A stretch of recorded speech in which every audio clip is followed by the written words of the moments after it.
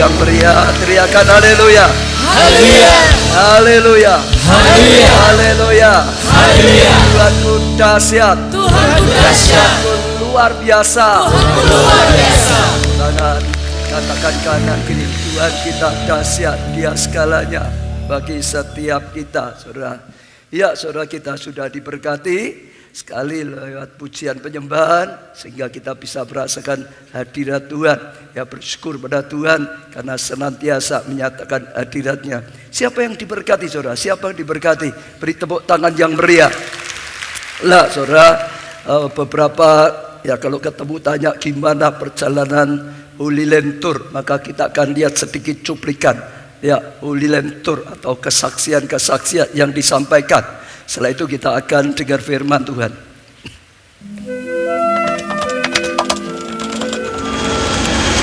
Shalom Bapak Ibu semua, terima kasih. Saya bersyukur boleh bisa kenal dengan semua. Yang membuat kami boleh ke sini sebenarnya lebih pada kasih karunia ya, karena untuk biaya hampir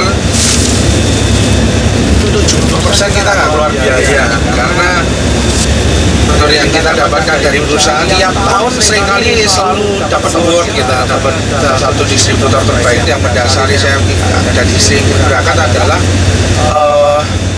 saya pernah berjanji sama istri, kalau nanti nikah sama saya, nanti kamu tak ajak tur ke luar negeri loh. Saya bilang gitu. Ada beberapa teman dari gereja yang lain juga mengajak sih untuk ke sana. Cuman Tuhan kasih hikmat, kamu ikut tempatnya Pak Ubaja aja gitu. Kayak Tuhan tuh ngomong di hati. Sebenarnya kalau secara biaya ya tempat Pak Ubaja ini sedikit lebih mahal daripada yang lain. Tapi setelah saya ikuti, ya memang fasilitasnya beda. Ada harga, ada rupa. Tapi kalau kita nggak pernah berangkat kan nggak tahu ya. Kayak kita tuh meraba-raba apa yang akan kita dapat. Terus saya juga tahu dikasih ngerti ya secara ini seringkali kita belum bisa dapat secara daging, tapi kita bisa ambil dulu secara profetik atau secara rohnya lewat impartasi. Kenapa saya diarahkan Tuhan untuk ikut Tour Holy Land ini dari lewat Pak Ubaja dan Solo Mitra Gracia ini adalah saya dikasih ngerti bahwa Pak Ubaja ini saya lihat orangnya humble. Satu, orangnya humble, yang kedua beliau saya lihat orangnya ini pintar sebenarnya, cuman tidak merasa dirinya pintar. Nah ini berbalik semua dengan apa yang saya tidak punya. Dan ketiga adalah rumah tangganya akur gitu loh. Karena pada dasarnya kita mau ngomong, kita mau jadi orang hebat, mau jadi bisnismen top, mau jadi pelayan Tuhan yang luar biasa. Kalau rumah tangga itu tidak utuh, percuma. Fondasinya di situ gitu. Nah, saya tahu dikasih ngerti Tuhan itu, makanya kamu ikut deh. Nanti kamu akan melihat dengan kamu kumpul dengan beliau, dengan teman-teman yang lain ya, terutama selama 9 hari kamu akan menangkap banyak hal. Dan memang untuk kita sudah jalan berapa hari ya? 5-6 hari ya. 5-6 hari ini saya bersyukur sekali Tuhan bukakan banyak hal. Saya menangkap banyak hal. Memang apa yang saya rasakan itu ya memang seperti yang Tuhan ngomong di hati. Jadi apa yang saya kurang itu saya tangkap di sini secara roh dulu ya, secara daging ya nanti itu akan menjadi kebiasaan, harus dirubah. Tapi secara roh apa yang saya tidak punya itu memang saya tangkap dari kepribadian beliau selama saya kenal beliau secara pribadi dan ibu dan teman-teman yang lain di tempat ini. Padahal sebelumnya ada yang bilang teman-teman saya, oh jangan ikut Holy-nya Pak Ubaja nih, santai di sana. Banyak foto-fotonya, waktu sampai Mesir ya rotok-rotok ternyata. Wah, apa ya bener ya ini. Ternyata itu saya rasa bukan masalah dari Bapak Ubaja atau siapanya, tapi mungkin lebih tepatnya dari tour guide-nya ya. Begitu sampai Israel, ya ini mungkin gayanya Pak Obaja juga di situ ya, ngomong dulu ya. Waktu di Mesir santai dulu lah, pemanasan dulu. Begitu sampai Israel sudah digenjot itu. Ayo sekarang gini gitu gini. Nah, saya menangkap oh ya ini bener nih. Ini bukan, ini akan menjadi satu perjalanan rohani, bukan sebagai tur pada umumnya. Saya nggak mau Tuhan kalau ke tempat ini, ke Holy Land itu saya cuma foto-foto dan akan menjadi satu kayak kita ke Europe atau kemana, itu apa bedanya? Ya memang benar. Dan saya tangkap itu dari awal. Saya sempat wah kok gini ya. Tapi begitu sampai Israel semua berubah. Ya, saya bersyukur, puji Tuhan, dan saya yakin masih ada beberapa hari tersisa. Saya pasti diajari banyak hal lagi. Pesawat ketinggalan, itu sih karena saya pelit ya, jujur ya. Saya nggak bohong. Kakian ngirit itu ya kadang jadinya ya boros banget. Ya kalau itu mungkin sedikit cerita. Ya karena ngirit, diajak naik Garuda, nggak mau, ya udah beli sendirilah, ini Sriwijaya ya. Ternyata tidak terbang ya itu satu pengalaman tersendiri sih. Sebenarnya untuk apa yang membuat kami bisa selesaikan dan kami bisa terbang bersama teman-teman lain yang lain, termasuk istri saya tidak merasa hebat, tapi ada sesuatu yang saya syukuri adalah Tuhan sudah tanam semuanya sebelumnya. Saya tidak merasa hebat, jujur, karena hikmat semua itu Tuhan sudah kasih. Kalau ketinggalan ya untunglah masih bisa dihandle lah. Dan saya merasa kita ketinggalan, untuk saya pribadi saya ketinggalan untuk ikut, ya ketinggalan setengah hari ya Pak Yuda ya di Mesir. Saya tidak merasa ada sesuatu yang terlewat buat saya, karena apa yang tidak pernah dilihat mata, tidak pernah didengar telinga, dan tidak pernah timbul dalam hati manusia, disediakan Tuhan untuk orang yang masih Dia. Dan saya rasa saya percaya, saya mengasihi Tuhan, dengan saya mengasihi Tuhan ada hal yang terlewat. Tapi setelah saya timbang dengan beberapa hari, oh itu ya memang mungkin bukan jatah saya. Ya bisa saja suatu ketika berarti bisa datang lagi ya Pak Yudi. Terima kasih. Saya punya keinginan untuk Holy Land sudah lama sekali, namun kelihatannya kok enggak, kalau dilihat dari kepala kita tidak mungkin. Saya hanya seorang janda dengan gaji 1.200.000 kelihatan tidak mungkin. Tapi Tuhan itu luar biasa, sehingga saya diberi mujizat Tuhan untuk saya bisa pergi Holy Land. Kemarin kata orang sampai saya mau ke Holy Land itu dikatakan mahal ya ikut LSAD. Ternyata setelah melihat semua itu, uang segitu tidak ada artinya dibanding apa yang saya lihat di sini, apa yang kita nyatakan di Holy Land ini. Masalah hotel, selama hidup saya baru menempati hotel yang seindah ini dan makanannya yang sangat luar biasa enak. Ternyata kalau dibanding dengan harga yang cuma segitu, tidak ada apa-apanya. Bahkan semua yang serba mewah. Selama hidup saya baru kali ini. Sampai saya punya slogan, jangan mati sebelum Anda melihat kota suci Yerusalem.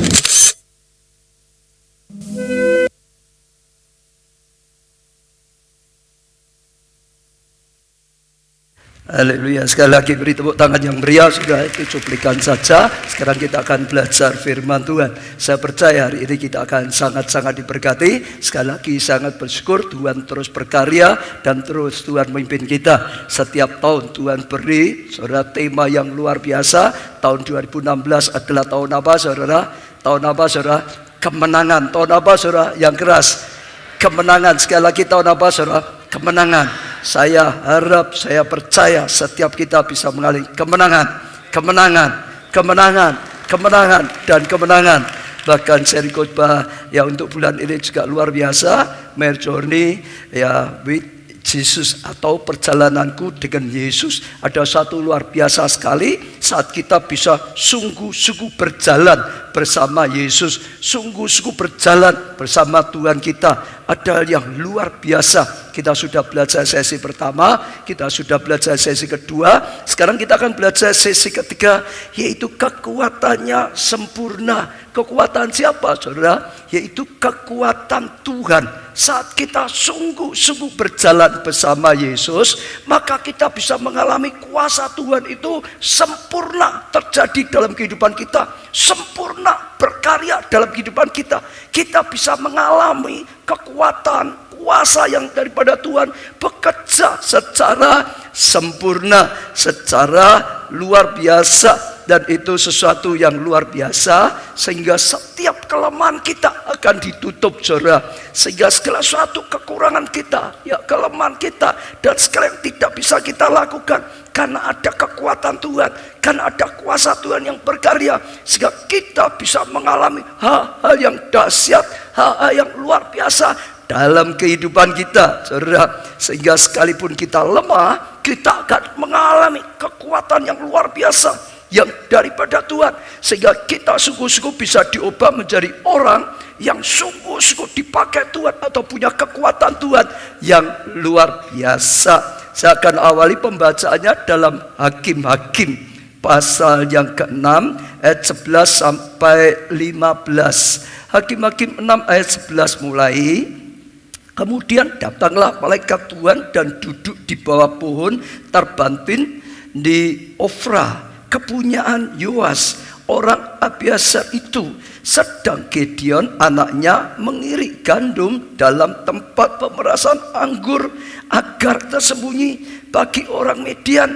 Malaikat Tuhan menampakkan diri kepadanya dan berfirman kepadanya demikian, Tuhan menyertai engkau, ya pahlawan yang gagah perkasa. Jawab Gideon kepadanya, Tuanku, jika Tuhan menyertai kami, mengapa semua ini menimpa kami? Di manakah segala perbuatan-perbuatan yang ajaib yang diceritakan oleh nenek moyang kami kepada kami ketika mereka berkata, bukankah Tuhan telah menuntun kita keluar dari Mesir? Tetapi sekarang Tuhan membuang kami dan menyerahkan kami ke dalam cengkraman orang Midian. Lalu berpalinglah Tuhan kepadanya dan berfirman, pergilah dengan kekuatanmu ini dan selamatkan orang Israel dari cengkraman orang Midian. Bukankah aku mengutus engkau? Tetapi jawabnya kepadanya, Tuanku, dengan apa akan ku selamatkan orang Israel? Ketahuilah, kaumku adalah yang paling kecil di antara suku Manase, dan aku pun seorang yang paling muda di antara kaum keluargaku. Saudara bisa perhatikan dari kisah ini, kita bisa dapat satu pengertian. Gideon itu merasa bahwa dia adalah orang yang lemah, bahkan orang yang sangat lemah. Dia berkata, kaumku itu kaum yang paling kecil, suku yang paling kecil di antara orang Israel. Saya saja juga sama, ya, di dalam keluargaku, kaum ini, aku itu juga paling kecil. Aku tidak berdaya, bangsaku tidak berdaya, ya, dicengkrap oleh kuasa Midian. Kalau saudara bisa renungkan keadaan, ya, Gideon pada saat itu, Gideon adalah seorang yang merasa tidak berdaya. Gideon adalah seorang yang merasa sangat lemah sekali. Dia itu kecil, gak ada apa-apanya, gak bisa berbuat apa-apa. Waktu Tuhan berkata, Gideon, bawa bangsa ini menghadapi Midian, kalahkan Midian. Dia berkata, mana bisa, apa kekuatanku? Gak ada kekuatan, gak mungkin ini dan itu. Sekali lagi, sajak saudara tangkap, Gideon merasa dia itu lemah, dia itu kecil, dia itu tidak berdaya, dia itu nggak bisa apa-apa. Hidupnya adalah seorang yang tidak berdaya, keadaannya sangat tidak berarti. Kalau saudara bisa renungkan, ini gambaran banyak orang, apalagi juga pada akhir zaman. tantangan-tantangan yang besar, seperti mereka sedang menghadapi tantangan orang Midian, saudara. Oh, masalah-masalah yang dihadapi makin besar. Kalau mereka saat itu banyak kali dijarah, waktu mereka panen akan dijarah, maka waktu mereka mau mengirik anggur, mau panen anggur, sembunyi-sembunyi, jangan sampai kelihatan. Sebab kalau kelihatan orang Midian, mereka akan datang, mereka akan merampas, mereka akan menjara, saudara. Banyak masalah, saudara. Dalam kehidupan kita selalu begitu, saudara. Karena juga persaingan yang luar biasa sekali, saudara. Kompetitor yang luar biasa sekali. Kadang-kadang merasa gak berdaya. Oh, mereka itu raksasa. Saya aja seperti belalang, mungkin itu kecil, gak bisa apa-apa. Mereka punya modal yang luar biasa. Kita itu modalnya kecil. Oh, itu orang-orang luar negeri, negara yang sudah maju. Itu orang-orang yang di kota besar. Kita hanya di kota kecil, kita hanya di desa saja, apalagi hanya di Solo misalnya gitu, saudara. Seringkali itu menggambarkan keadaan banyak orang. Bahkan mungkin juga, saudara, saat ini ada di antara saudara yang sedang merasa, aku ini anaknya orang miskin, aku ya anaknya wong cilik, orang kecil, ya sudah bisanya berpikir kecil, berbuat kecil, gak bisa apa-apa. Aku seperti tadi Gideon, oh suku-suku saja, ya suku yang kecil, paling kecil. Oh di keluargaku, aku paling kecil. Senantiasa berpikir lemah, senantiasa berpikir kecil. Mungkin ada di antara saudara yang juga sedang merasa seperti ini, merasa kecil dalam keluarga saudara, merasa kecil di tempat studi saudara, seolah-olah oh nggak bisa jadi ya murid teladan hebat, nggak bisa sekolah yang bergengsi, merasa kecil dalam dunia studi saudara. Oh merasa kecil di tempat kerja saudara. Oh pendidikanku rendah, dia itu S1 loh, itu S2 loh, itu S3 loh, pendidikanku SD gitu saudara. Jadi merasa kecil kadang-kadang. Oh itu waktu mulai ya, oh bekerja sendiri merintis, itu anaknya orang kaya, modalnya besar, koneksinya hebat di kota yang besar. Kita ini oh anaknya orang sederhana saja, perusahaannya aja ya warungan kecil di kota kecil, beda dengan kota besar. Indonesia juga negara yang lemah, bukan adidaya. Selalu saudara ya, ada banyak orang yang berpikir kecil. Bahkan kadang-kadang anak-anak Tuhan, bahkan kadang-kadang termasuk pelayan Tuhan, merasa tidak berdaya. Kalau Hillsong memang hebat, wah itu tempatnya di Australia hebat seperti itu. Wah kalau di Amerika Joe Austin hebat karena itu di Amerika. Ini dan macam-macam lah. Korea karena wah Tuhan bekerja luar biasa di Korea. Yonggi Cho bisa hebat sekali. Kalau kita beda, seringkali seperti itu. Nah, saya ajak setiap saudara coba uji diri. Adakah di antara saudara merasa saudara memang orang kecil, nggak berdaya, sudah memangnya keadaannya seperti ini. Kita di kota kecil, saudara, di negara kecil, di kota kecil, saudara, di keluarga yang kecil, saudara, yang tidak berdaya. Gambaran keadaan banyak orang. Sejak saudara coba uji hati sekali lagi, saudara. Itu gambaran ya banyak orang. Bahkan saya juga masih ada satu lagi punya keyakinan.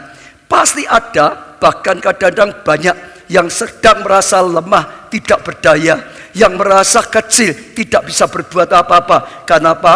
Firman Tuhan yang disampaikan di gereja kita itu rema. Firman Tuhan yang disampaikan dalam gereja itu bicara, senantiasa bicara, saudara. Jadi kalau Tuhan sedang berfirman seperti itu, pasti karena ada atau bahkan mungkin banyak yang merasa nggak berguna. Aku udah tua dan tidak bisa apa-apa, misalkan begitu. Selalu merasa lemah, selalu merasa kecil, selalu merasa tidak berdaya. Sekalipun sebetulnya anaknya Tuhan, sekalipun sebetulnya disertai Tuhan. Tuhan berkata tadi, aku menyertai engkau, aku panggil engkau, sekalipun ada rencana luar biasa.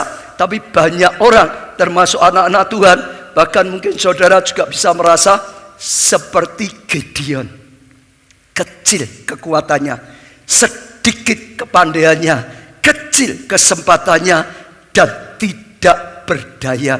Maka tidak pernah ada perjuangan yang nyata. karena memang merasa kecil, karena memang merasa tidak berdaya, karena memang merasa nggak bisa apa-apa, nggak mungkin. Tuhan sudah mulai beri panggilan, masih merasa nggak mungkin. Firman Tuhan disampaikan setiap minggunya, ada rencana yang luar biasa. Ini Kairos untuk Indonesia, masih berkata nggak mungkin, berpikir nggak mungkin. Tuhan sudah bicara banyak. Yesaya 60, ini saatnya orang biasa akan dibangun untuk lakukan hal yang luar biasa di dalam Tuhan, tapi masih merasa kecil, merasa tidak berdaya.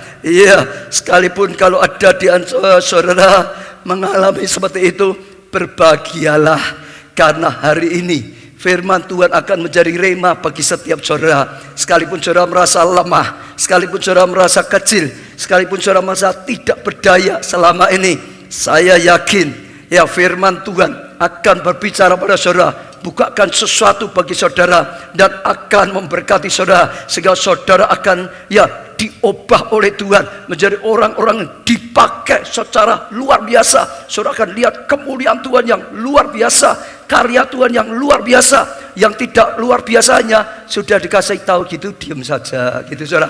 Nah, tidak hanya cuma itu saja saudara. Lah gitu saudara, Tuhan kita Tuhan yang luar biasa. Katakan sebelah, Tuhan yang luar biasa. Dia akan lakukan hal yang luar biasa dalam kehidupan kita. Ada beberapa yang akan kita pelajari. Yang pertama yang harus kita ketahui saudara, justru dalam kelemahanlah kuasanya atau kuasa Tuhan menjadi nyata. Saudara harus tangkap yang pertama, sebetulnya justru dalam kelemahanlah, saudara dengar, bukan dalam keadaan kita kuat, bukan dalam keadaan kita hebat, justru dalam kelemahan kita, saat kita terpuruk, saat kita lemah, saat kita tidak berdaya, saat kita tidak punya apa-apa, saat saudara dalam keadaan yang gak ada harapan, kuasanya atau kuasa Tuhan itu justru bisa berkarya luar biasa, justru akan menjadi makin sempurna, makin dahsyat dan luar biasa. 2 Korintus 12 ayat 9 sampai 10. Tetapi jawab Tuhan padaku, ini Paulus berkata pada jemaat Korintus, jawab Tuhan padaku, apa perkataan Tuhan? Cukuplah kasih karuniaku bagimu. Oh, mungkin Paulus sedang berdoa sesuatu, Tuhan berkata, cukup kasih karuniaku bagimu itu cukup, tidak akan kurang engkau. Cukuplah kasih karuniaku bagimu, sebab justru saudara dikatakan apa? Dalam kelemahanlah kuasaku menjadi sempurna. Tuhan jelaskan pada Paulus, justru saat kelemahannya dia tidak berdaya, saudara, itu kuasa Tuhan akan menjadi sempurna. Kalau saudara bisa teliti, Paulus itu punya banyak kelemahan dalam hidupnya. Yang pertama lah, waktu dia mau dipanggil oleh Tuhan, dia dapat visi yang sangat besar. Petrus untuk Yahudi, orang Yahudi, dia untuk bangsa-bangsa. Saudara, banyak kelemahan. Kenapa? Yang pertama, dia orang yang sering tangkap orang Kristen, orang percaya. Dia yang menganiaya orang Kristen, orang percaya. Dia yang memenjarakan, bahkan bila perlu membunuh, saudara. Itu suatu hal yang berat atau sulit bagi dia beritakan Injil. Orang akan berkata, kamu ini malah menganiaya orang Kristen kok beritakan Injil. Kamu mungkin ada keluarga yang pernah ditangkap, keluarga yang dibunuh, mungkin sulit sekali bisa menerima pelayanan Paulus. Itu kelemahan keadaan. Bahkan dalam Alkitab banyak sekali kelemahan-kelemahannya dia, fisiknya, bahkan juga penderitaannya, masalah-masalah yang dihadapi luar biasa. Mungkin dia berteriak pada Tuhan dalam keadaan kelemahannya, tapi Tuhan berkata, cukuplah kasih karuniaku. Pasti cukup kasih karunia Tuhan, karena justru dalam kelemahanmu itu, dalam kondisi engkau tidak berdaya itu, dikatakan kuasaku akan menjadi sempurna. Karya Tuhan akan menjadi semua sempurna, saudara. Itu suatu yang luar biasa sekali, saudara. Sebab itu terlebih suka, nah saudara, aku bermegah atas kelemahanku. Lalu Paulus berkata, karena Tuhan sudah menjelaskan seperti itu, ya dalam kelemahanmu maka kuasaku menjadi sempurna. Maka Paulus berkata, sebab itu terlebih suka aku bermegah atas kelemahan. Jadi waktu dia ingat kelemahannya, dia tidak menjadi lemah, tapi dia malah bermegah. Karena kuasa Tuhan itu luar biasa sekali, justru akan terjadi. Di sini katakan, supaya kuasa Kristus turun menaungi aku. Jadi waktu dia lihat keadaan yang tidak berdaya, lihat kelemahannya, justru dikatakan di sini dia bermegah, saudara, supaya kuasa Kristus itu sungguh-sungguh nyata menaungi dia. Karena itu aku senang. Diulang-ulang. Tadi pertama, karena Tuhan mengingatkan dia. Lalu yang kedua, aku bermegah dalam kelemahan. Bukan aku sedih, bukan aku mengeluh, bukan aku putus asa. Aku bermegah. Sekarang ayat 10, karena itu aku senang, malah bersuka cita. Dan rela, saudara, di dalam kelemahan, gak apa-apa. Aku tidak berdaya, gak apa-apa. Aku tidak punya kesempatan, gak apa-apa. Aku ngalami ini dan itu, saudara. Rela dalam kelemahan, di dalam siksaan, gak apa-apa disiksa. Di dalam kesukaran, gak apa-apa menghadapi kesukaran. Di dalam aniaya, gak apa-apa dalam aniaya. Dan kesesakan, gak apa-apa dalam kesesakan. Oleh karena Kristus dikatakan, saudara, sebab jika aku lemah, maka aku kuat. Sebab jika aku lemah, maka aku kuat. Sekali lagi, Rasul Paulus sudah dijelaskan oleh Tuhan, kasih karunia Tuhan itu cukup, nggak akan kekurangan untuk memakai dia, untuk menuntun dia. Karena justru dalam kelemahan, maka Tuhan punya kesempatan berkarya luar biasa. Kuasa Tuhan malah makin sempurna lagi.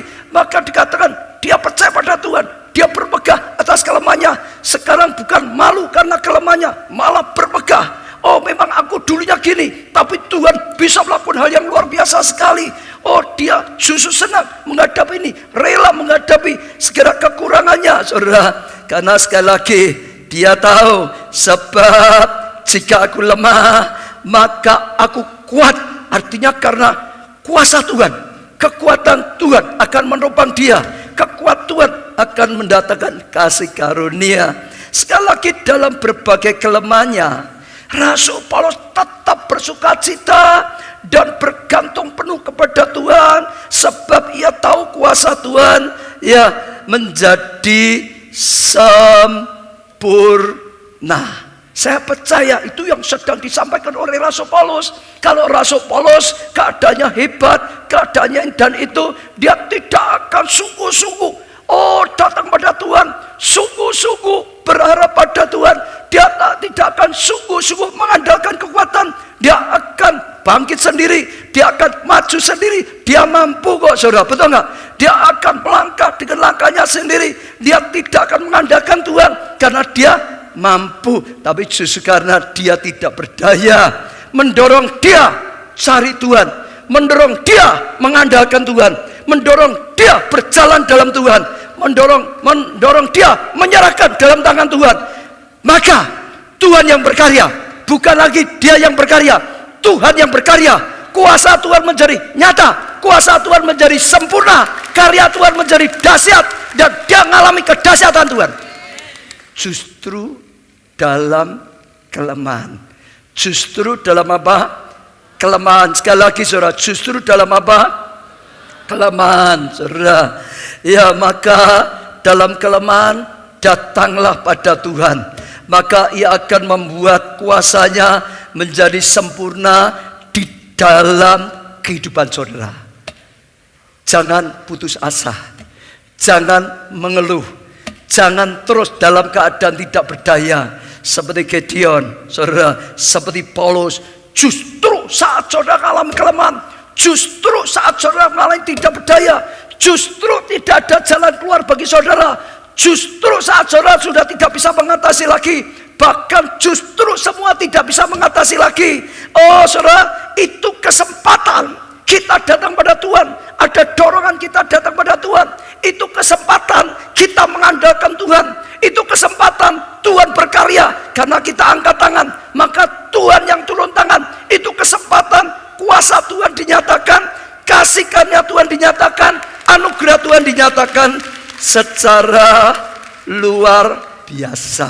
Dan saudara lihat, banyak orang yang mengalami karya Tuhan yang luar biasa terjadi saat dia tidak berdaya. Saya ingat saya sendiri juga sama, saudara. Ya, karena saya mengalami musibah, rambutnya rontok, saudara, sampai nggak punya masa depan lagi, sampai saya terpaksa keluar dari sekolahan, sampai pendidikan saya secara formal hanya rendah saja, SMP 1, saudara. Tapi justru itu saat saya dipanggil oleh Tuhan, saya sadar saya itu nggak mampu, saya itu nggak mungkin bisa.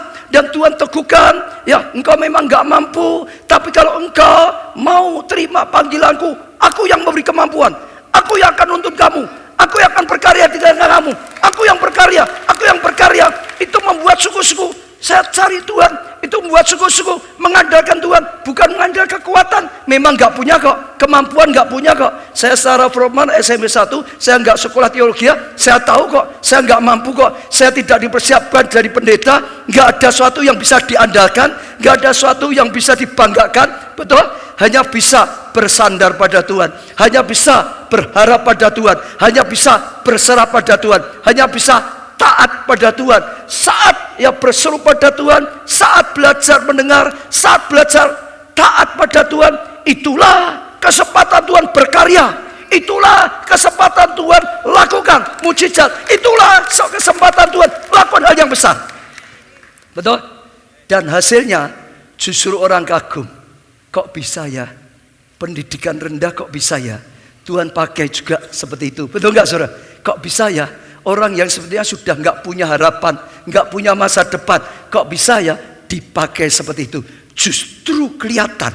Kalau memang saya orang yang hebat, pendidikannya tinggi, S3, sarjana teologi S3, misalnya, saya punya kepandaian, saya punya kekayaan, saya punya pengalaman di gereja yang sudah hebat, sukses, berhasil, ya biasa. Karena memang anaknya pendeta besar, ya jadi sukses, ya biasa, betul. Tapi kalau sebetulnya anaknya petani yang melarat, yang nggak bisa apa-apa, karena berseru pada Tuhan, maka Tuhan tuntun, dia taati, Tuhan berkarya, karyanya menjadi sempurna, bisa melihat Tuhan lakukan yang besar, betul. Sudah lihat mayoritas seperti itu. Pendeta Yonggi Cho dulunya itu seorang yang sudah nggak punya pengharapan juga, anak muda, SMA 2, TBC, saudara, nggak punya pengharapan.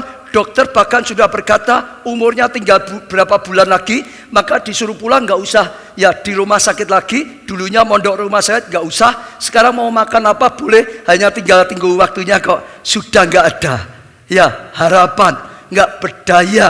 Tapi dengar, justru keadaan yang tidak ada harapan, kesempatan Tuhan berkarya, kesempatan Tuhan lakukan mujizat kesembuhan. Kalau dia sehat, gak ada mujizat kesembuhan, tapi justru itu kesempatan Tuhan berkarya. Tuhan sembuhkan dia, lalu waktu dia serahkan hidupnya, Tuhan pakai dia, karena dia sadar tanpa Tuhan gak bisa apa-apa. Tuhan berkarya, dia berseru dan Tuhan berkarya, sehingga Tuhan bisa lakukan hal yang besar. Kuasa Tuhan menjadi sempurna, karya Tuhan menjadi sempurna, anugerah Tuhan menjadi sempurna, kebesaran Tuhan menjadi sempurna. Betul? Jadi nggak usah takut. Saudara yang sakit, yang tidak berdaya, saudara, kesempatan, karya Tuhan menjadi sempurna, kuasa Tuhan menjadi sempurna. Saudara yang mungkin ekonominya berat, nggak usah takut. Kesempatan Tuhan menunjukkan mujizat. Kamu nggak punya apa-apa, lahir dalam keluarga yang nggak punya, Tuhan bisa berkarya hari yang luar biasa. Kesempatan Tuhan berkarya, maka berserulah pada Tuhan, datang pada Tuhan, izinkan Tuhan berkarya dalam kehidupan saudara. Taati apa yang dikatakan Tuhan. Waktu saudara melakukan, itu menjadi sarana yang luar biasa. Tuhan berkarya, dan Tuhan lakukan hal-hal yang dahsyat, hal-hal yang luar biasa, saudara. Dan saya percaya itu suatu yang luar biasa. Amin, saudara. Ya, ucapkan dengan yakin, dalam kelemahanku kuasa Tuhan menjadi sempurna. Katakan 1, 2, 3. Dalam kelemahanku kuasa Tuhan menjadi sempurna. Sekali lagi, dalam kelemahanku kuasa Tuhan menjadi sempurna. Katakan kanan kiri, dalam kelemahan kita kuasa Tuhan menjadi sempurna. Amin. Dalam kelemahan kita kuasa Tuhan menjadi sempurna. Pegang dada kita masing-masing, dada saudara. Dalam kelemahanku kuasa Tuhan menjadi sempurna. Yang mantap, jangan lemah saudara. 1, 2, 3. Dalam kelemahanku kuasa Tuhan menjadi sempurna. Sempurnanya yang mantap, lebih mantap lagi saudara ya. Dalam kelemahanku kuasa Tuhan menjadi sempurna. Beri tepuk tangan yang meriah. 1 Korintus 1 ayat 26 sampai 28. Ingat saja saudara-saudara, bagaimana keadaan kamu ketika kamu dipanggil, ya. Menurut ukuran manusia tidak banyak orang yang bijak, ya. Tidak banyak orang yang berpengaruh, tidak banyak orang yang terpandang. Tetapi apa yang bodoh bagi dunia dipilih Allah untuk memalukan orang-orang yang beriman. Lihat, disuruh lihat keadaan nyata.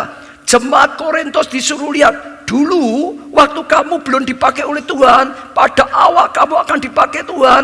Banyak yang dikatakan di sini, oh tidak ada apa-apanya. Menurut ukuran manusia, kamu itu tidak layak, kamu itu tidak bijak, kamu itu nggak punya sesuatu apa-apa. Tapi lihat, Tuhan sudah buktikan, ya, apa yang dianggap bodoh oleh dunia dipilih Allah untuk memalukan orang-orang yang berhikmat, yang merasa berhikmat. Dan apa yang lemah bagi dunia dianggap lemah, dipilih Allah untuk memalukan orang-orang yang kuat. Karena dalam kelemahan Tuhan punya kesempatan yang luar biasa untuk berkarya, sehingga kalahkan orang yang kuat atau yang merasa kuat. Dan apa yang tidak terpandang dan yang hina bagi dunia dipilih Allah. Bahkan apa yang tidak berarti dipilih Allah untuk meniadakan apa yang berarti. Saya percaya itu sesuatu yang luar biasa sekali. Amin saudara.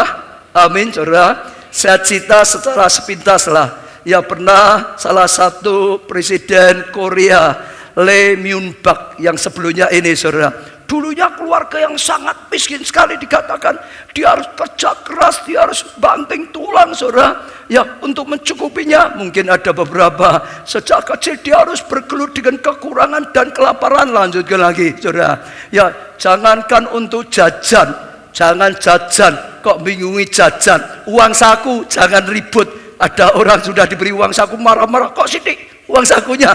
Ini jangan mikir uang saku saudara. Ya, untuk sehari-hari harus makan ampas gandum.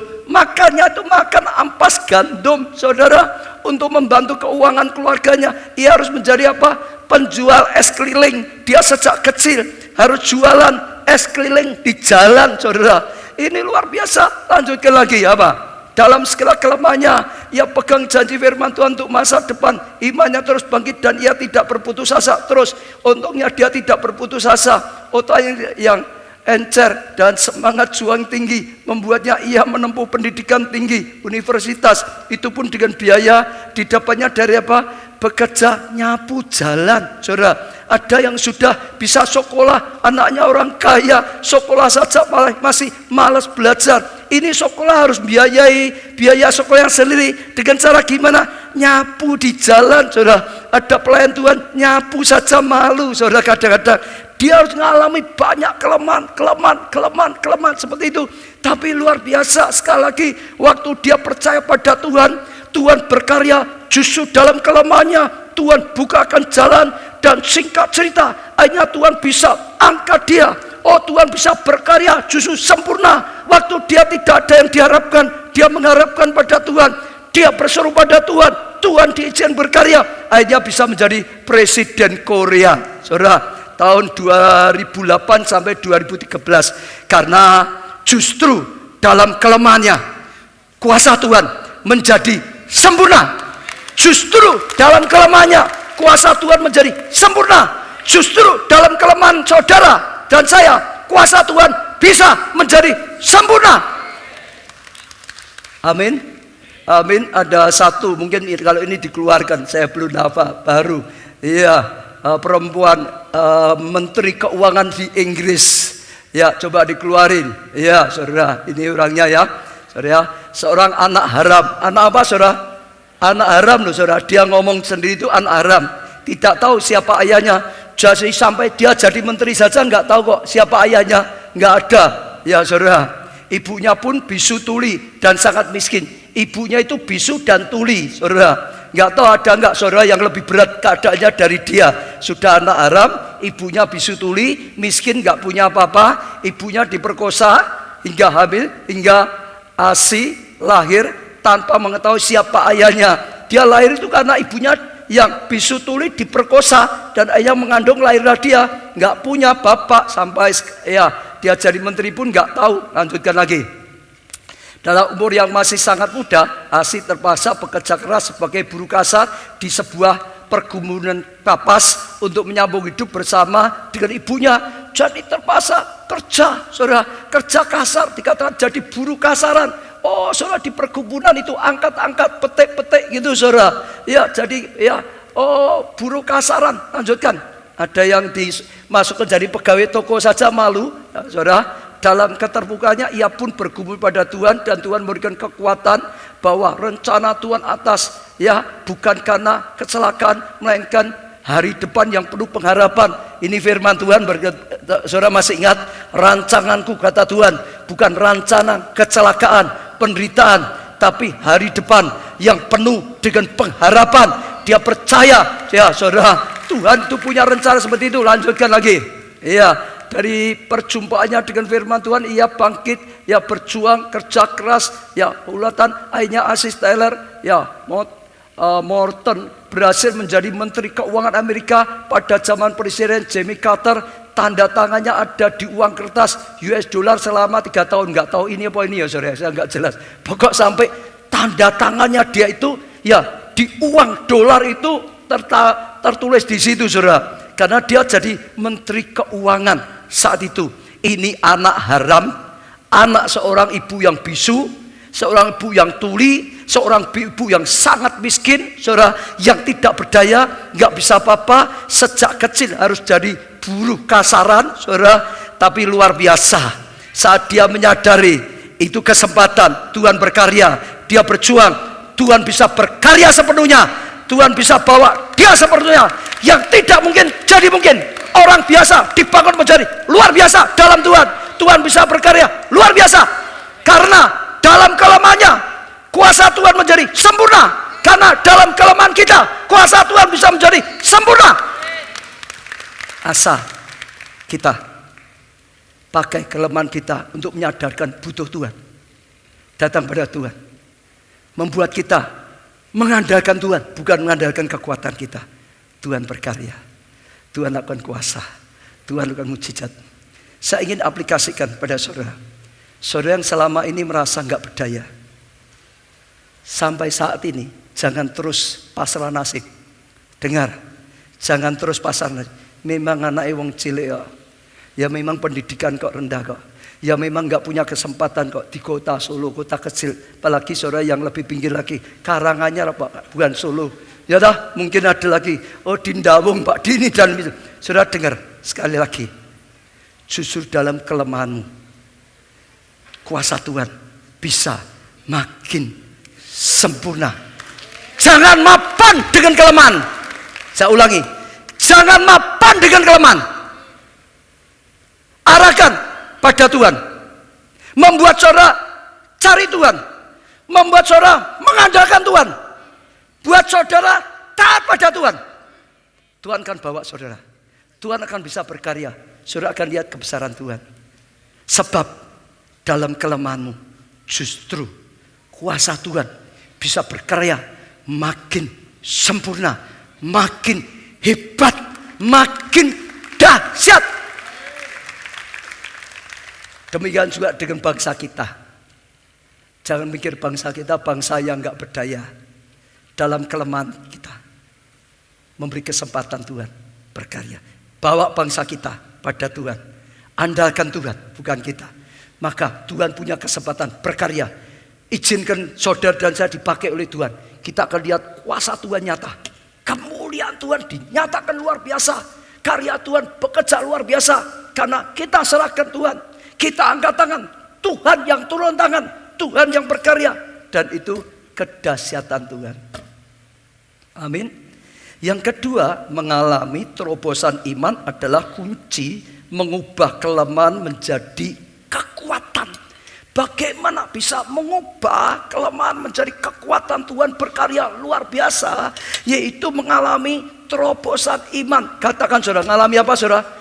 Terobosan iman yang kuat. 1, 2, 3. Terobosan iman. Sekali lagi 1, 2, 3. Terobosan iman itu penting sekali saudara.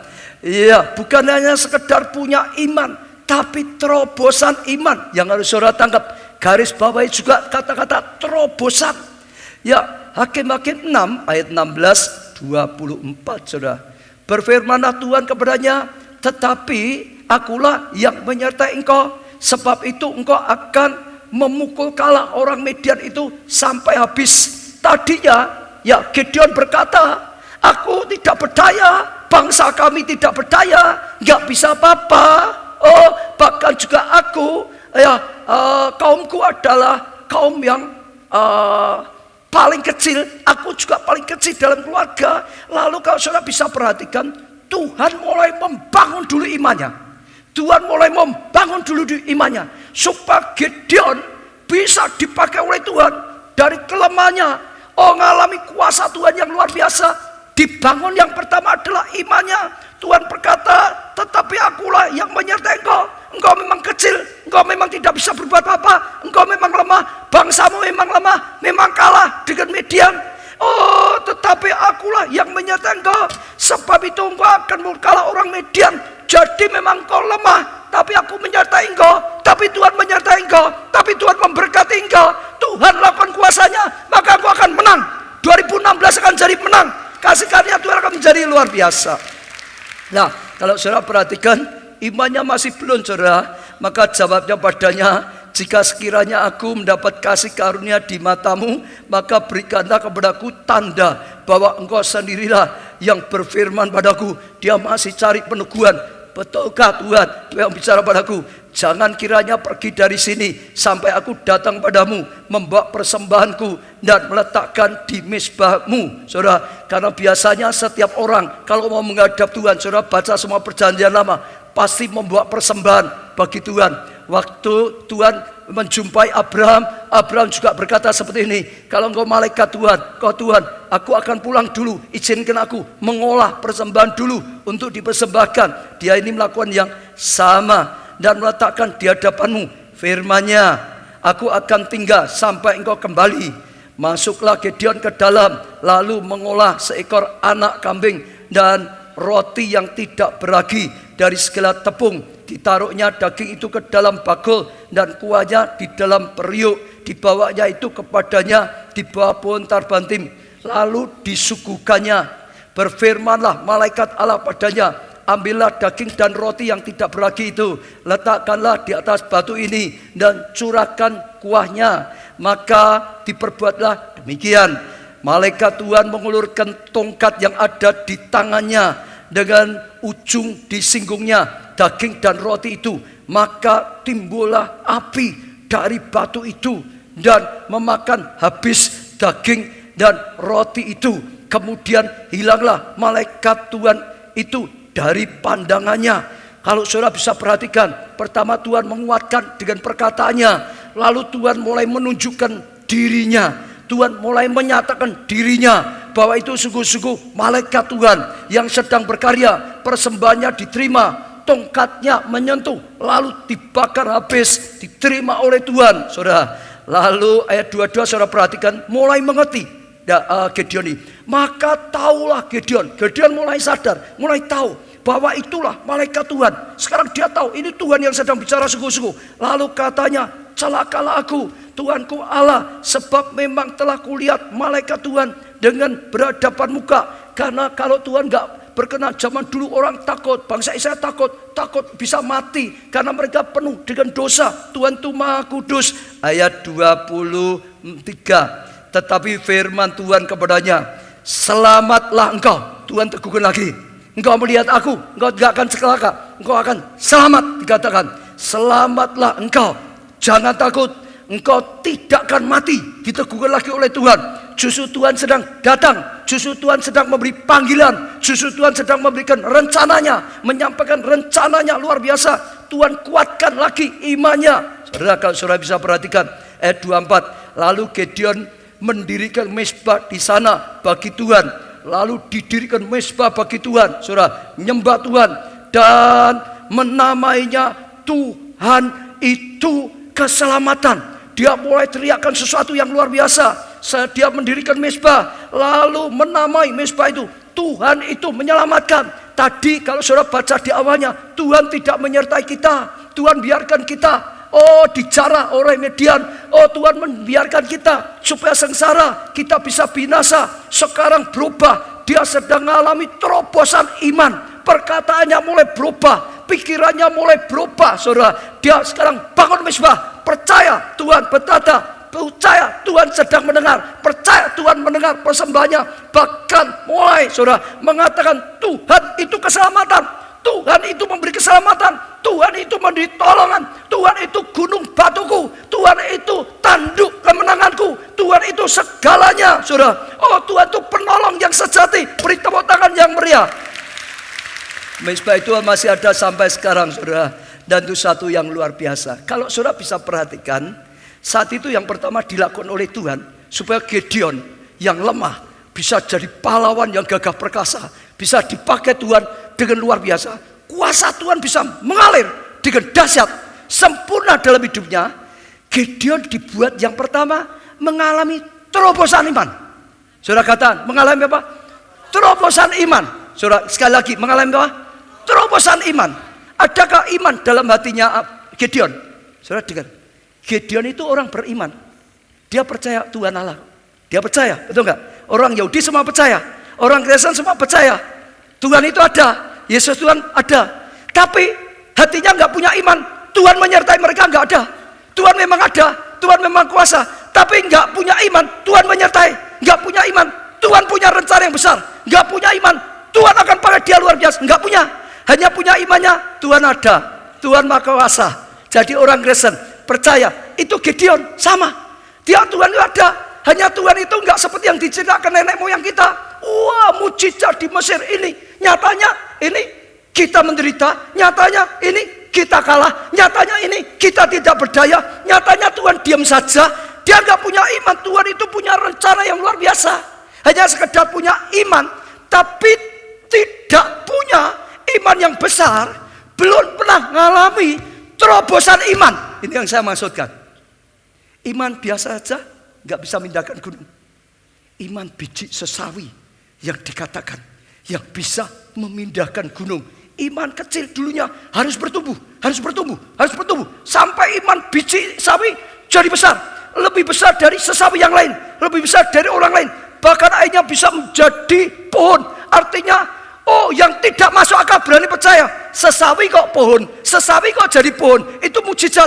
Hanya sampai berani percaya mujizat Tuhan. Sampai bisa berani percaya yang tidak mungkin jadi mungkin. Sampai bisa percaya Allah lakukan mujizat. Itu namanya terobosan iman. Sebelum mengalami terobosan iman, saudara boleh jadi umat Allah. Bangsa Israel umat pilihan Allah, dipilih loh saudara. Betul? Tapi sebelum mengalami terobosan iman, saudara nggak akan mengalami terobosan kuasa Tuhan. Saudara nggak bisa mengalami terobosan kedahsyatan Tuhan sebelum saudara mengalami terobosan iman. Hari ini saya ajak setiap saudara harus sungguh-sungguh, bukannya sekedar aku percaya kok Yesus Tuhan, maka aku jadi orang Kristen. Aku percaya kok, maka aku dibaptis. Bahkan ada orang dibaptis saja gak berani. Aku dibaptis gimana? Hidupku masih jelek. Nanti kalau dibaptis gimana? Aku malah ngisi-sini. Selalu gak punya iman. Padahal Tuhan sudah ngomong, di dalam Yesus diciptakan menjadi baru. Yang lama berlalu, yang baru bisa datang. Mujizat bisa datang, sifat bisa diubah. Gak berani percaya. Sekalipun kau nggak berdaya, lahir dan keluarga yang kecil, tapi Tuhan bisa angkat kau untuk lakukan yang besar. Nggak pernah percaya, ya biasa aja. Mapan dengan keadaannya dari kecil lahir ya seperti itu sampai besar yang nggak pernah pikir terobosan karena belum ada penjebolan dalam roh, belum ada terobosan dalam iman. Imannya masih terbungkus gitu aja, nggak ada terobosan. Orang itu hanya bisa dipakai Tuhan luar biasa saat mengalami terobosan iman. Saya ulangi sekali lagi. Orang itu hanya bisa dipakai Tuhan luar biasa. Ataulah kuasa Tuhan itu bisa berkarya luar biasa hanya saat kita mengalami terobosan iman. Bukan sedang punya iman. Hanya iman biji sawi yang terus bertumbuh sampai bisa jadi pohon yang bisa memindahkan gunung-gunung yang besar. Iman yang kecil hanya bisa lakukan hal yang kecil. Hanya iman yang besar. Banyak orang keliru. Oh, iman biji sesawi, sekalipun kecil, tapi bisa itu. Enggak, Tuhan enggak ngomong karena kecil. Biji sawi bicara bukan kecilnya. Boleh dulunya kecil, tapi itu sudah diberi potensi. Ditanam, bisa bertumbuh. Bisa bertumbuh. Makin besar, makin besar, makin besar. Dulunya kecil, sekarang malah lebih besar daripada iman orang lain. Malah akhirnya bisa jadi pohon. Berani yang tidak masuk akal. Iman seperti itu yang memindahkan gunung masalah saudara. Iman seperti itu yang menciptakan mukjizat. Iman seperti itu yang membuat kuasa Tuhan mengalir dengan dahsyat. Betul. Saudara dengar ya, dalam gereja kita, saya ingin saksikan apa pengalaman kita. Kalau saya bersaksi, saudara tangkap. Saya senantiasa itu mengalami waktu saya, saudara, dapat sesuatu dari Tuhan, tiba-tiba roh saya itu terbakar, tiba-tiba itu menyala, saudara. Itu terobosan iman. Waktu terbakar roh menyala, itu baru berani bertindak yang harusnya nggak mungkin berani lakukan, berani berkata, berani berpikir, berani punya visi, berani bertindak, berani melangkah. Baru kuasa Tuhan itu mengalir luar biasa. Hanya orang-orang yang mengalami terobosan iman. Hanya saudara yang mengalami terobosan iman. Hanya saudara yang bisa mengalami terobosan iman akan mengalami terobosan kuasa Allah. Betul. Tanpa terobosan iman, saudara sama aja seperti Gideon. Gideon itu orang percaya, Gideon itu bangsa pilihan, tapi imannya tetap gitu-gitu aja. Sejak saudara hari ini pikir dan mulai adakan. Saudara lihat juga Musa. Musa itu direncanakan Tuhan sebelum lahir. Lahir dalam rencana Tuhan. Musa itu ditolong Tuhan tidak binasa. Bahkan akhirnya jadi putri Firaun. Betul nggak? Masuk dalam pendidikan di Mesir luar biasa sekali. Tapi tetap nggak ada apa-apa. Kuasa Tuhan belum lakukan sempurna. Musa pernah dimasukkan di padang gurun. Diproses luar biasa 40 tahun. Tapi tetap nggak ada kuasa Tuhan dalam hidupnya. Secara khusus.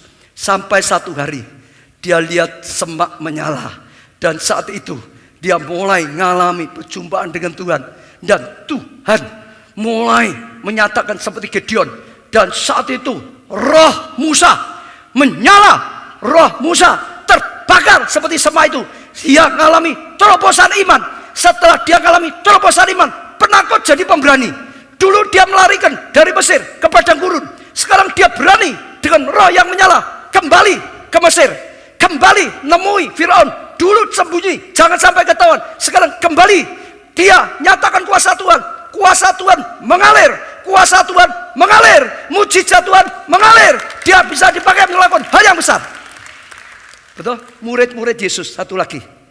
Boleh jadi orang percaya. Bahkan murid Yesus dimuridkan oleh Yesus sendiri. Betul? Tapi hanya sekedar iman biasa. Betul? Bahkan sempat undur.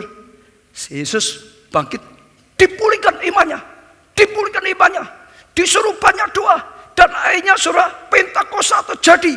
Saat api Roh Kudus menjamah mereka, tiba-tiba seperti nyala api. Itu terobosan iman. Tiba-tiba penakut jadi pemberani. Tiba-tiba mereka itu orang yang sembunyi sekarang tampil. Tiba-tiba perkataannya ada kuasa Allah yang sempurna. Tiba-tiba pelayanan ada kuasa dan mujizat. Tiba-tiba kuasa Tuhan bekerja dengan sempurna. Orang yang tidak berarti dijadikan sangat berarti dalam Tuhan. Saat kapan? Ngalami terobosan iman. Kalau iman saudara masih biasa-biasa, hidup saudara biasa-biasa seperti biasanya, saudara hanya ngalami penjebolan rohani. Saudara ngalami kuasa Tuhan yang luar biasa saat dari dalamnya ini dulu ngalami terobosan. Hanya itu. Roh Allah baru bisa berkarya. Kuasa Tuhan baru mengalir. Perkataanmu saja mengalirkan kuasa Tuhan. Yang terakhir. Yang terakhir, saudara. Iya.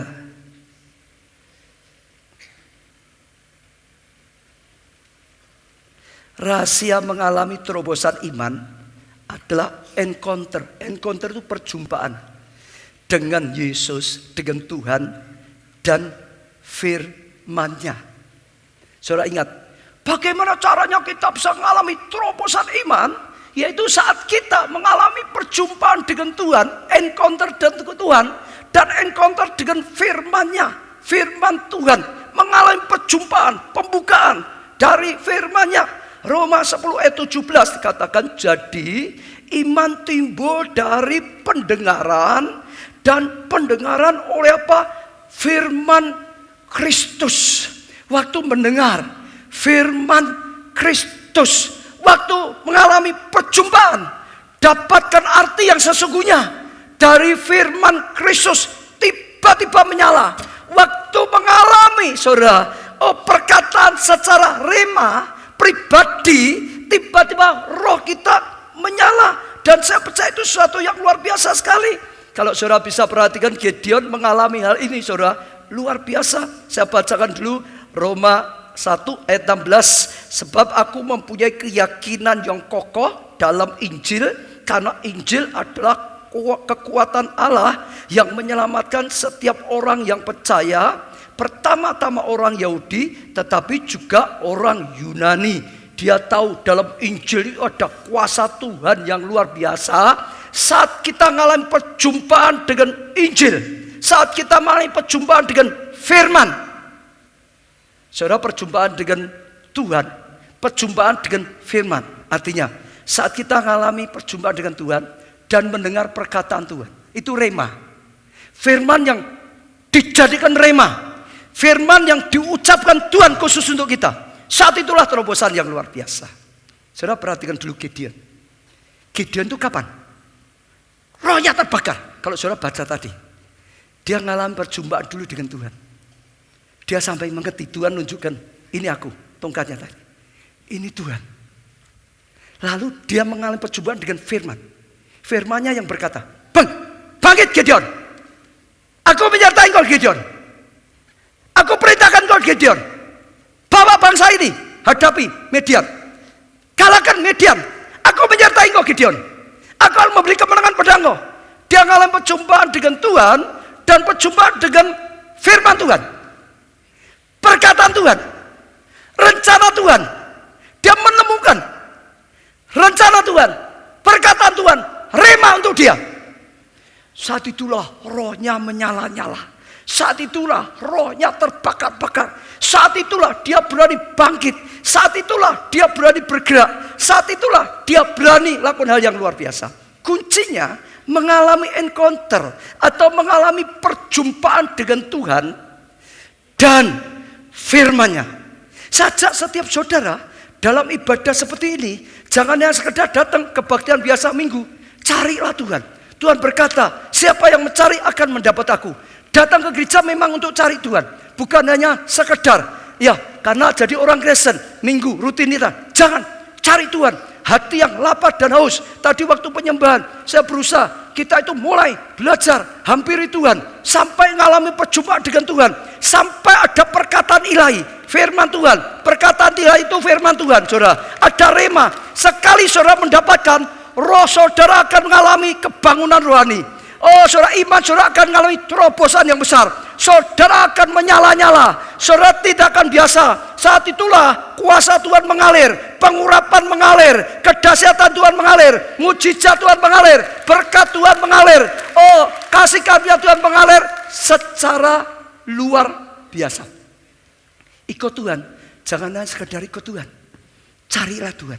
Maka seri khotbah ini berjalan bersama Yesus. Sungguh-sungguh berusaha berjalan bersama Yesus. Nemukan kalau saudara doa sendiri di rumah, jangan sekedar doa nggak ada apa-apanya. Itu belum ketemu.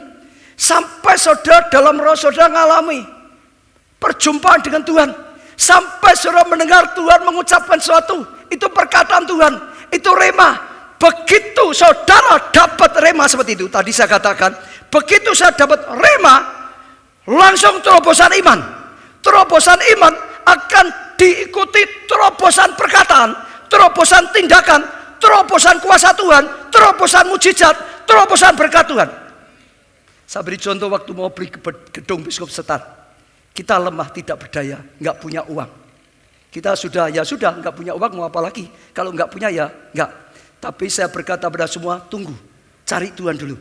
Kita semua cari, saya cari Tuhan. Satu pagi Tuhan berkata, beli. Aku yang menggerak dadanya. Waktu saya doa, waktu saya merasa ada persekutuan perjumpaan, Tuhan yang berkata, itu perjumpaan Tuhan dan firman-Nya. Di ayat Roma berapa itu? Lah, ini saudara. Sebab aku memiliki yang kokoh dalam ini. Oh bukan ini. Saudara, tolong ayatnya dikeluarin. Allah mengadakan yang tidak ada menjadi ada. Saya ngalami perjumpaan dengan Tuhan. Saya ngalami perjumpaan dengan firman. Menemukan firman. Firman yang memang untuk saya. Firman yang untuk gereja kita. Firman yang sedang dikatakan oleh Tuhan. Firman yang hidup. Tuhan dan Tuhan bicara. Saat itu terbakar. Belum punya uang berani telepon yang jual. Belum punya uang berani melangkah bertindak. Karena memang ngalami encounter with God. Dengan Tuhan, dengan firman, saudara, itu membuat terobosan dalam iman. Terobosan dalam iman itu membuat tindakan dalam iman. Itu membuat kuasa Tuhan, ya, bekerja luar biasa, bekerja dengan sempurna. Itu membuat mujizat Tuhan terjadi. Semua. Kita buka di mana-mana juga karena Tuhan berkata, waktu berdoa sendiri, ketemu dengan Tuhan, Tuhan berkata, nggak cukup kamu hanya mengembalakan ini saja. Ini saatnya pergi seperti anak Raja Wali, terbang, ya, jadi berkat bagi bangsa-bangsa. Waktu ngalamin perjumpaan dengan Tuhan dan perjumpaan dengan firman yang khusus untuk kita. Saat itu roh menyala-nyala, satu berani bangkit. Kita 21, 22, 23 tahun gak pernah gerak. Tiba-tiba ambil langkah, tiba-tiba kegerakan, tiba-tiba mulai melangkah, tiba-tiba Tuhan mulai bekerja, kuasa Tuhan mulai bekerja, dan kedahsyatan Tuhan terjadi. Betul saudara? Semua sama. Saya gak punya waktu banyak. Pendeta Yonggi Cho misalnya, dia dalam keadaan sakit, di rumah sakit, gak berdaya. Tuhan berkata, bangun gerejamu dengan kelompok saya. Jangan mengandalkan kekuatanmu sendiri. Dulunya dia berjuang mati-matian supaya bisa sukses. Tuhan gak bisa bekerja. Dia dengan caranya dia sendiri. Waktu tidak berdaya, Tuhan bicara baruan. Ya, topik tentang kelompok saya. Lalu membakar rohnya, lalu membakar imannya, lalu dia mulai bergerak. Lalu gereja mulai dibangun dengan kelompok saya. Tuhan mulai berkarya. Tuhan mulai bekerja luar biasa. Maka kedahsyatan terjadi. Maka terjadi kegerakan kelompok saya. Hanya jadi gereja terbesar di dunia. Kuasa Tuhan menjadi semuanya. Itu saat dia itu sudah tidak berdaya. Memperjuangkan gerejanya. Sampai sakit. Sampai ya harus istirahat berapa tahun. Karena jantungnya sudah terlalu payah. Lalu Caesar Castellanos juga sama. Dia mengembalakan gagah saat tidak berdaya. Bahwa dia cari Tuhan, gimana Tuhan. Lalu sama, Tuhan waktu ngalamin perjumpaan dengan Tuhan, Tuhan bicara tentang caranya melanjutkan dari Yonggi Cho. Caranya Tuhan mengembangkan kelompok saya. Caranya Tuhan mengembangkan pelayanannya. Caranya Tuhan muridkan 12 ya, saudara. Lalu waktu dia dapat, tiba-tiba dia berkata, seperti dapat pewahyuan, seperti dapat rema, rohnya mengalami terobosan. Imannya mengalami terobosan, menyala-nyala, dia melangkah, kuasa Tuhan bekerja, gerakan yang luar biasa, sampai menjadi gereja salah satu yang bertumbuh paling cepat. Dalam kelemahan, kuasa Tuhan menjadi sempurna. Amin. Supaya bisa itu terobosan iman. Supaya bisa mengalami terobosan iman apa? Harus membangun hubungan pribadi yang dekat. harus ngalami perjumpaan dengan Tuhan. Kita bisa berjalan bersama Tuhan. Harus sampai ngalami perjumpaan dengan firman, perkataan Tuhan untuk kita. Saat saudara ngalami, iman saudara ngalami terobosan, hidup saudara ngalami terobosan, saudara yang lemah dipakai Tuhan lakukan hal yang dahsyat, yang luar biasa. Semua bangkit berdiri. Semua bangkit berdiri. Semua bangkit berdiri. Angkat tangan. Saya ingin berdoa sedikit untuk saudara. Angkat tangan pada Tuhan. Datang pada Tuhan saudara. Belajar. Mengalami perjumpaan dengan Tuhan. Bahkan perjumpaan dengan firman-Nya. Tuhan, hamba-Mu sudah sampaikan firman-Mu. Kami percaya tidak kebetulan. Tuhan sedang berkata. Khususnya mereka yang saat ini tetap merasa kecil, lemah, tidak berdaya. Bahkan mungkin sudah seumur hidupnya sejak kecil sampai sekarang nggak berbuat apa-apa karena merasa tidak berdaya. Hari ini firman-Mu jadi rema supaya mereka mengalami perjumpaan dengan Engkau dan mengalami perjumpaan dengan firman. Justru dalam kelemahan kuasa Tuhan bisa menjadi sempurna. Amin. Justru dalam kelemahan-Mu kuasa Tuhan bisa menjadi sempurna. Amin. Ajar mereka, Tuhan, bangun kehidupan pribadi bersama Tuhan. Ketemu nyata bersama Engkau. Berjalan nyata bersama Engkau. Amin. Berikan firman-Mu Tuhan, rema-Mu Tuhan. Ngalami perjumpaan dengan firman-Mu. Dan kami percaya hari ini akan menjadi hari yang luar biasa. Amin. Hari ini hari perjumpaan setiap jemaat, setiap pelayan Tuhan dengan Tuhan. Hari perjumpaan dengan firman. Amin. Dan ngalami terobosan iman. Dan ngalami terobosan kuasa Tuhan. Amin. Tuhan, hamba-Mu impataskan terobosan iman. Impataskan ngalami perjumpaan dengan Tuhan dan firman-Nya. Tuhan jamah dan Tuhan berkarya. Terima kasih Tuhan. Kami percaya ini malam yang luar biasa. Dalam nama Tuhan Yesus, hamba berdoa dan mengucap syukur. Saudara yang baru pertama kali datang